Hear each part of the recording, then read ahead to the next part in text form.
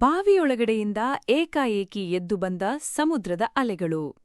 ನೀರು ಶಾಂತವಾಗಿರಬೇಕಾದ ಬಾವಿಯಲ್ಲಿ ಅಲೆಗಳು ಏಳುತ್ತಿರುವುದನ್ನು ನೋಡಿ ಇಡೀ ಊರಿಗೆ ಊರೇ ಶಾಕ್ ಆಗಿದೆ. ಇದು ನಿಜಕ್ಕೂ ಭೂಕಂಪದ ಸೂಚನೆಯಾ ಅಥವಾ ದೈವಿ ಪವಾಡನಾ?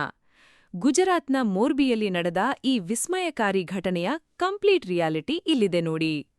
ಹೌದು ವೀಕ್ಷಕರೇ, ಮೋರ್ಬಿಯ ವಿರ್ಪರ್ಡಾ ಗ್ರಾಮದ ರೈತನೊಬ್ಬನ ಹೊಲದಲ್ಲಿದ್ದ 18 ಅಡಿ ಆಳದ ಬಾವಿಯಲ್ಲಿ ಆಗಸ್ಟ್ 2ರಿಂದ ನೀರು ಈ ರೀತಿ ಉಕ್ಕಿ ಹರಿತಿದೆ.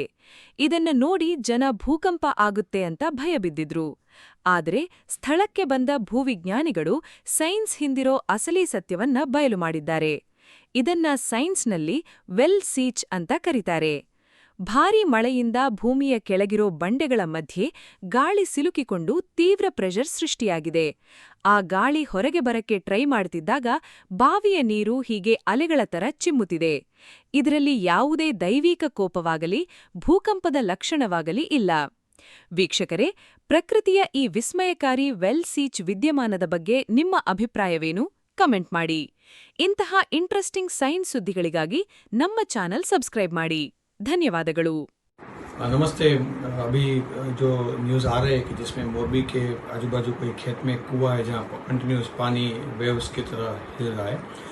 ऐसी सिचुएशन में बेसिकली बहुत सारे रीज़न हो सकते हैं, मतलब लेकिन अभी जो सिचुएशन है उसके हिसाब से 2 रीज़न लग रहे हैं कि जब भी क्योंकि वहाँ डेकन ट्रैप करके पत्थर है और ऊपर थोड़ा बहुत एल्यूवियम है, सॉफ्ट सेडिमेंट है, तो बारिश की सीजन में जब पानी इतना सारा पानी आता है और ज़मीन में उतरता है और जो बेसाल्ट है उसमें भी कुछ क्रैक्स होते हैं, वेसिकल्स होते हैं, जॉइंट होते हैं, फ्रैक्चर होते हैं और वेसिकुलर बेसाल्ट की एक वैरायटी आती है।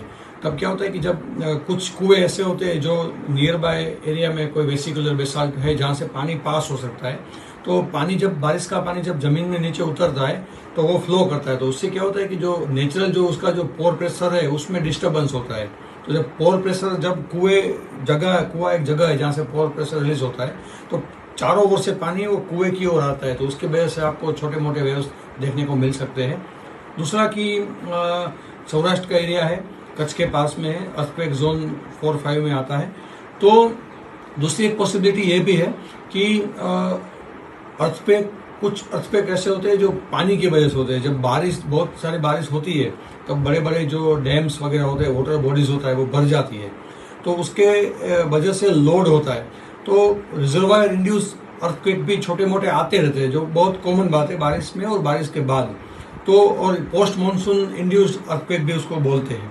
तो जब अर्थक्वेक 3 या 4 मैग्नीट्यूड के होते हैं तो हम ह्यूमन को फील मोस्टली होते हैं, लेकिन छोटे मोटे जो अर्थक्वेक होते हैं वो भले हमको फील ना हो, लेकिन वो भी प्रोसेस जो है ये पानी को थोड़ा बहुत वेव प्रोड्यूस कर सकती है।